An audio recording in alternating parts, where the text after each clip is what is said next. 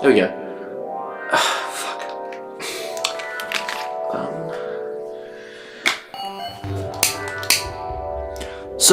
Fuck. Fine.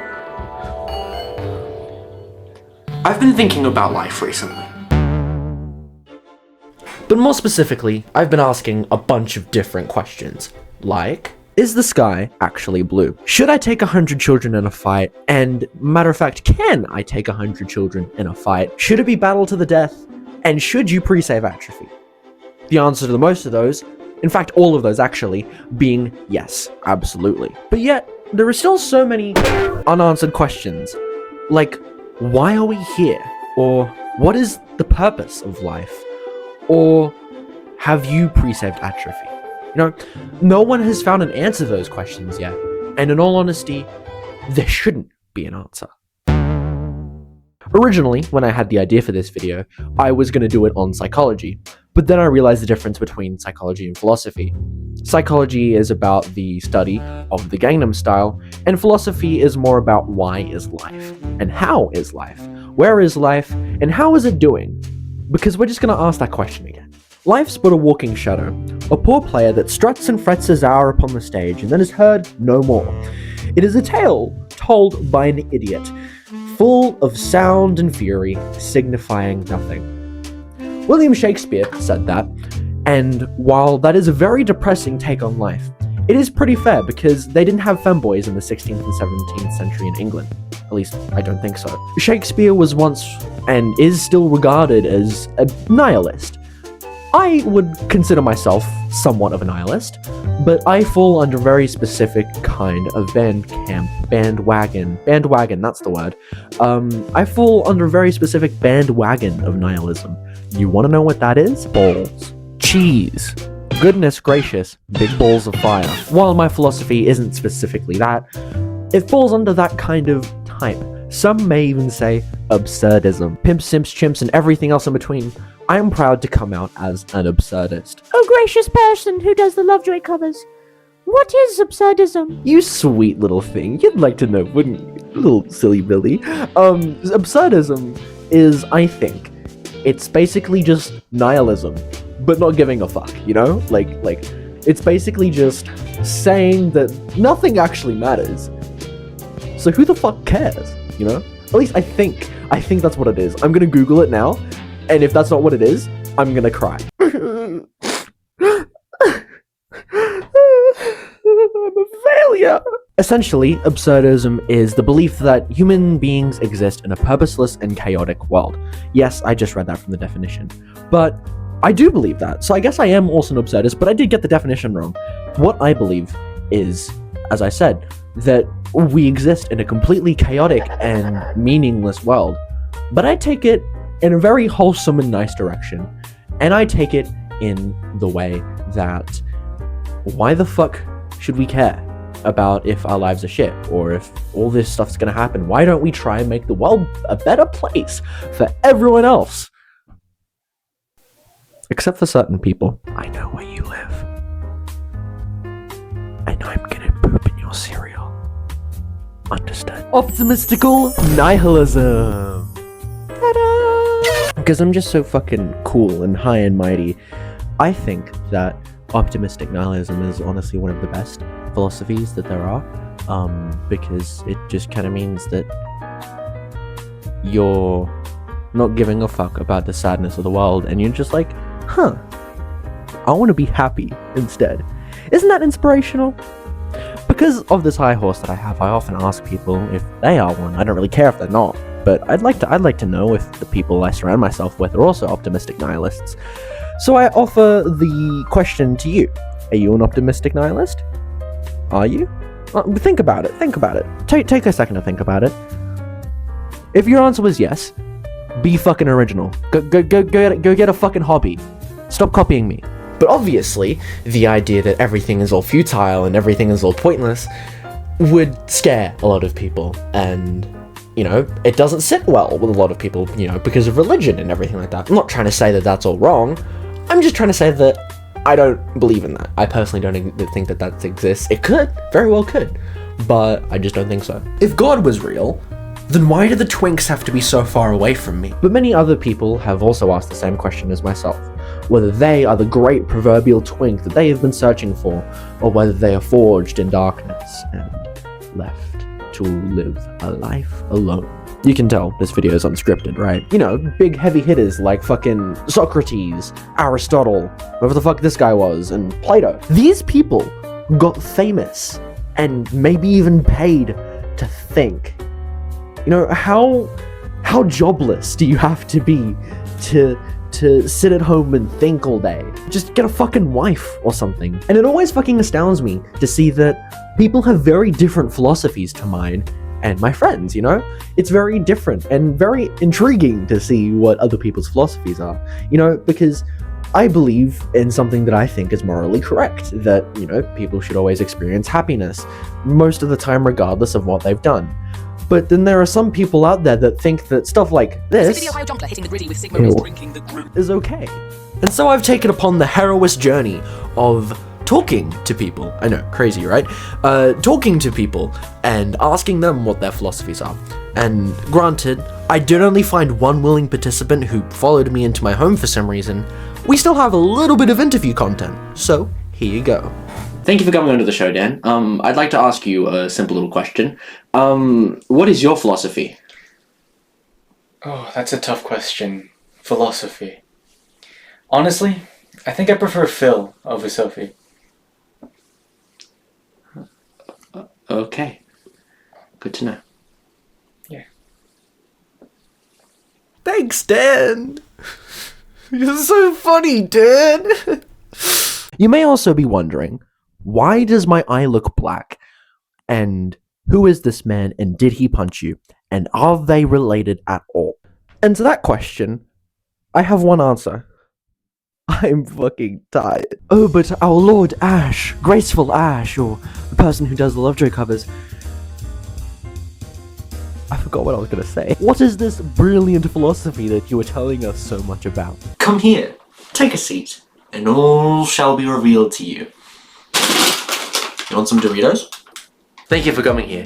I hope it's warm. I might have beat the bed a little bit, but it should still be pretty toasty underneath the blankets. Ultimately, nothing in this world, this universe matters, at least in my opinion. It doesn't have a purpose. There isn't some greater purpose of every single star, atom, every single molecule in this universe to exist, right? Because ultimately, I think that we're just chance. You know, everything just happened to show out this way, and we are the universe trying to observe itself. And I think that's personally pretty fucking cool. There is no greater purpose in life, you know? There is nothing that we are made for, at least that I believe, because of this notion that everything is pointless. There is no some greater purpose in life, aside from femboy twinks, that combine us all together, you know? We're not here because, at least I think, because some divine entity put us here. As I said, I think we're here by pure chance. And to me, that means that I shouldn't let anything hold me back. If I want to go punch a child, I can go punch a child because nothing matters, you know? Nothing matters. Obviously, there are things that matter to me, but objectively, to me, they don't matter. So subjectively, they don't matter, right? Personally, that idea makes me a whole lot kinder and a whole lot more caring and empathetic as a person, because why should I spend my time hating or disliking something when ultimately nothing matters? Why should I spend my time being negative? And instead, I should spend my time trying to make something matter. Even if it doesn't work out in the end, I should try and make something matter to someone else, or to me, or to someone who doesn't have the same idea as me. I should make their world matter, you know? At least something in their life matter. Obviously, I don't paint myself some grand saint that will save your life, even though I might just do that. I'm ginger after all, I've got golden blood. So, to my own detriment a lot of the time, I'm a very optimistic person, you know? I've been through a lot of really bad things because I've been so optimistic. But that's okay. I've, recently been hit with a very hard dose of pessimism and realism, you know? And I am not as blind and naive and optimistic as I am, but I'm still very optimistic. Like, I still believe that everything's gonna work out in some way for whatever situation I'm in, most of the time, because there are some times where optimism can't get you so far. So I'm a very glass half full kind of person. And in fact, I think someone else asked that. So how about we get into those questions, shall we? Pimps, Sims, chimps, and everything else in between. You have questions, I have answers. First question comes from Mimi. Half full or half empty? You could probably tell I'm a half full kind of person. Daydream asks, what is your favorite cartoon? Please yap about it if you do have one. Oh. I have a favorite cartoon. So, I used to be a massive fan of Gravity Falls when I was growing up. I remember when Weird Mageddon came out, like they had like teased it and like they were gonna like premiere it live on, I think it was Disney XD. And I stayed up so long waiting for like the entire like full 3 parts, and I loved it. I watched Gravity Falls every single day, and like when I came home from school and there was a new episode, it was the best fucking feeling ever. I love Gravity Falls. But yeah, Grunkle Stan can also get it too. Maybe Stanford. Stanford was actually kind of hot, now that I think about it. Gravity Falls. Next question comes from Lavana. This is Pog. Anyways, house tour when? / joking. I do know that you are joking, but probably not now, because this isn't even my house. That I live with my parents. But maybe room tour, maybe studio tour, maybe cat reveal at some point. Ooh, big scary cat reveal. 5,000 followers on TikTok and we get a cat reveal. Or 200 presaves on Atrophy and we get a cat reveal. If not,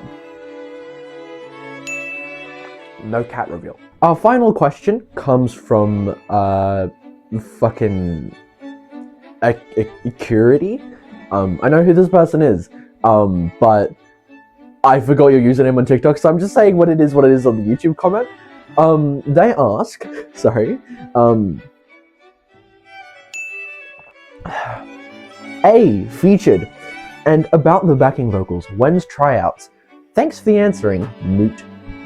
I said that wrong. It's 2 a.m. I'm tired. But, when are the tryouts? I don't know why I walk so close to the camera. When are the tryouts? I don't know. If you sing good, just audition is basically just sing one of my songs. Post a cover of one of my songs. I post the instrumentals to all my songs on Spotify as well. Go cover it if you want, and then I'll see if you have what it takes.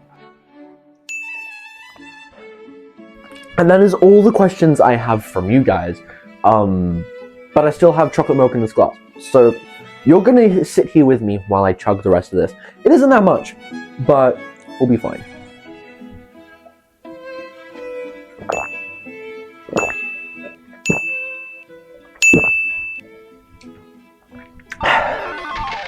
Takes the edge off. But anyways, gang, it is now time to keep myself accountable. The first question from myself: how many pre-saves am I at for Atrophy currently? 39 as of recording this video. Was this number higher or lower than you expected? To be honest, not at all. Neither. I actually kind of expected it to be at 39. Like, when I imagined myself a week ago, I expected it to be at about 40, 45. God. Jesus fucking Christ. It would have been at about... I would have expected it to be at about 39, 40, and it is that. I'm honestly happy with that. Yeah. Next question. Is the following I have now any more or less scary? I don't know why there was such a pause there, because I think it was because I was trying to figure out how much of a following I do have. Honestly, it hasn't grown that much, and it hasn't been that scary, to be honest. I felt a lot more kind of comfortable with it, you know? I have felt, you know, I felt like I found my little fans, and then there's the other people who just followed me because Lovejoy. But there's the people who appreciate my music, and obviously I'm still gonna keep doing the covers. But yeah, it's less scary actually, and god damn it. And yeah, I'm actually surprised that it's less scary. Yeah, I probably just had a lot of time to think. And last question that I think I asked for myself, these are kind of two questions, but what kind of stuff have I written recently? Ooh, that's a really good question. I have written a lot of kind of more indie kind of stuff. Obviously, a while ago, a day ago actually, I posted, at least of recording this a day ago, I posted the nearly finished version of one of the songs on my upcoming EP called May, and the response to it was pretty fucking good. But that's not the kind of stuff I've been writing. That's the kind of stuff I've been finishing recently. The kind of stuff I've been writing is fucking cool. And that's all I can say, because none of it's done yet and I'm still writing, but it's fucking cool. You know, hold on, I'll show you. I fucking hate yawning. I cry every time I yawn. I hate this shit.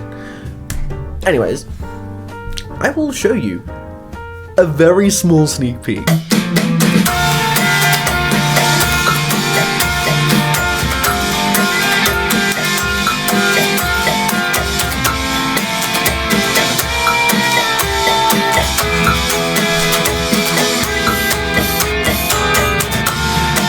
But yes, part 2 of keeping myself accountable is I have to ask myself some questions for the next episode.